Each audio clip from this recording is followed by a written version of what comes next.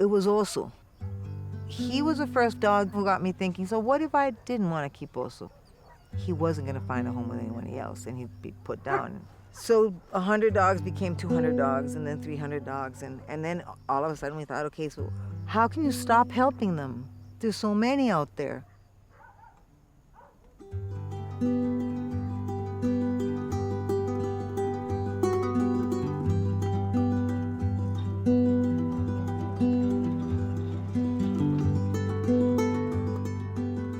To me, and I hope to them, it's their little mountain where nobody's going to hurt them again, and where, if they're lucky, they might find a home. A zaguate, or a mutt, is the product of a survivor with a survivor. Not that I think breed dogs are not. I mean, any dog, any animal is beautiful. But if a mutt gets to survive past his first months of life on the street, he's pretty much bulletproof. And Costa Rica has a serious problem with strays. We have about 2 million dogs on the streets, but the streets are not home to anyone. ¿Te dijo qué tamaño es el perrito? ¿Hay fotos del perrito? Pues te cuento, a mí siempre me gustaron los animalitos, pero realmente el alma de esto es Lya.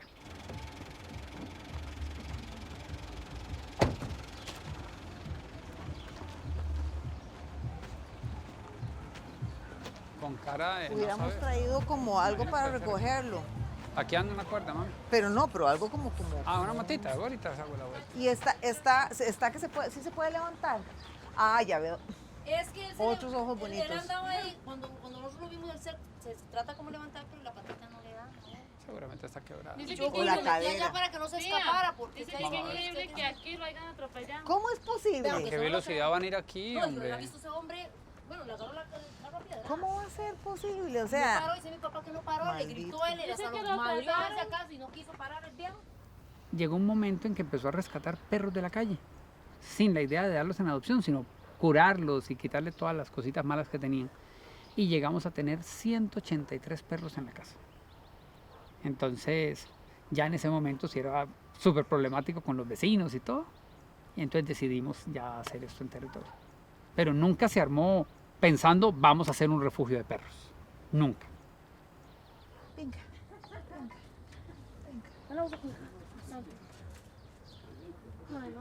Ay, mira vean, cómo tiene esa es la cadera.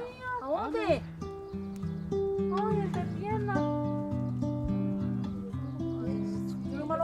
It has to start with children. Children have to grow up knowing the good and the bad. I mean, how to treat an animal properly, that's the nice part.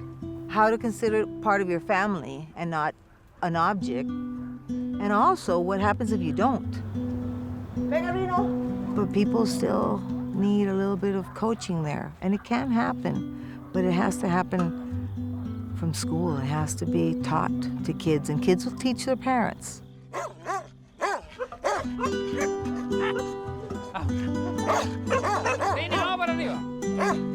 Cuando yo conocí a Lya, tenía un sapo de mascota. Era un sapo como de ese tamaño. Y tenía conejos, y tenía perros, y tenía de todo. Y está convencida que su abuelo, Diógenes Bonilla, que fue la persona que era la dueña de esta propiedad, amaba a los animales. Entonces ella dice, esta herencia de mi abuelo, creo que el mejor uso que le puedo dar es en honor a él, que esté llena de animalitos. Where's Nicole? I'll get her bag. Bueno, ya. What else? Since we don't euthanize a dog for any reason at all, some of our dogs needed therapy.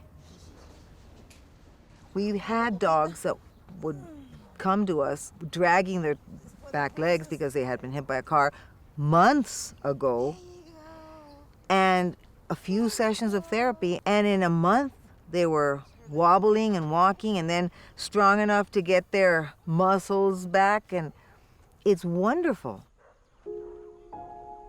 Dogs in general are so resilient. They're so much braver than we are, and they take hell with such class. little dogs I've seen, or the dogs that lose part of their ability to function, have to make up with personality. And they do. And so you see little wiener dogs, little dachshunds, they have weak backs, and it happens a lot. And you see them, and they're happy, and they feel no self-pity. They just feel it's another challenge. And dogs function on challenges. And you see them, I mean, don't go past this point, and they'll try to go past this point. Don't eat that, and they'll try to eat that. Don't survive, and they will survive.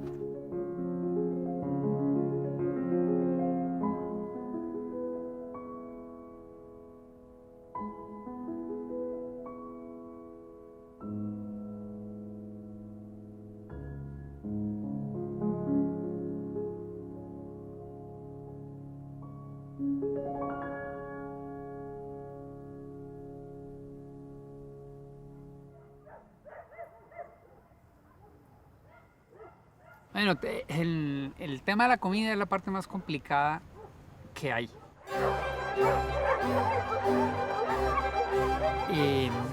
La parte elemental para poderle dar de comer a esta cantidad de perros es que nunca puedes empezar a servir por pedazos la comida. So now we just have the longest troughs. We strategically place the sacks. The guys stand there. It's like a ceremony.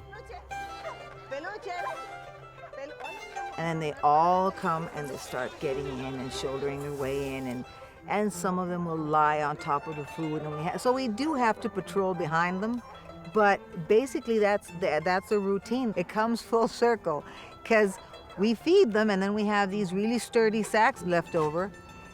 So what we do is we collect the poop during the day, and we fill the sacks. And then the sacks are placed in special bins that are later collected by a company that specializes in sort of composting, that sort of thing. So it's not like they sort of toss it in a river.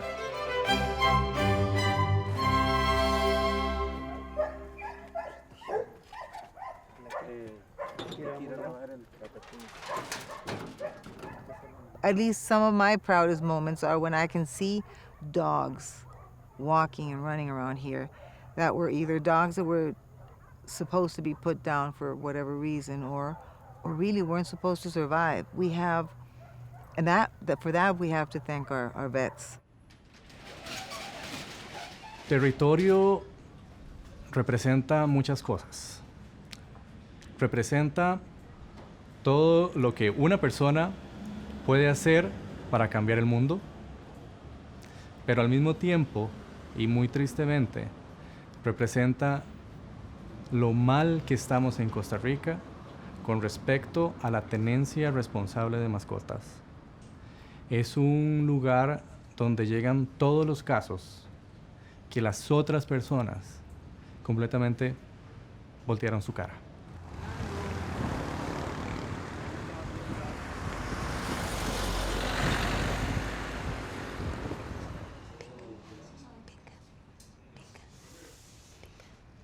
Qué rico que huele su boquita. Qué rico huele su boquita. Qué rico su boquita. When you get into rescuing animals, you come into contact with the lowest form of humanity very often. But even if it's very few sparks compared to very big blotches of darkness, they're enough. They're enough to make it worth it.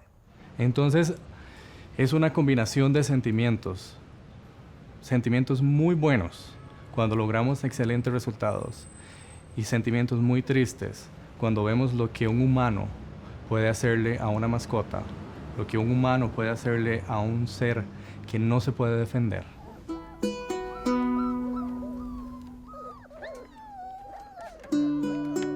A lot of the dogs that we have here are all messed up. They've had a hard life, and they live on a farm, and they get wet and dirty and muggy, but they're happy. They've healed the inside, and sometimes that's the hardest part to heal. Think of human beings. I mean, No matter how much makeup you put on, if you're sad, if you've got a broken heart, it's not gonna go away with makeup. Every dog becomes your baby. And at the beginning it was harder. But then after years of watching these dogs who have had so much fun here just gravitate towards people when there's a public walk, you understand that they all want a home. So when somebody takes them, the bittersweet part of letting go, the bitter part is gone. It's like, I'm trusting this person with what I think this dog wants, and I think they all want homes. It's not how many times you're happy, it's how deeply happy you can be. And I don't think I could be happy turning my back on them. Sometimes I get asked, why do you keep doing it? I go, because somebody has to take over. Somebody has to learn that it is possible to give this to dogs, to have dogs that don't have homes and not have them caged in and sentenced to a death if they're not adopted. If I could do this, imagine a government with funding. They deserve at least this, at least as much. And if we can't stop them from being born, well, God, then guarantee them some happiness and a future that doesn't involve cages. So I can't stop. I can't.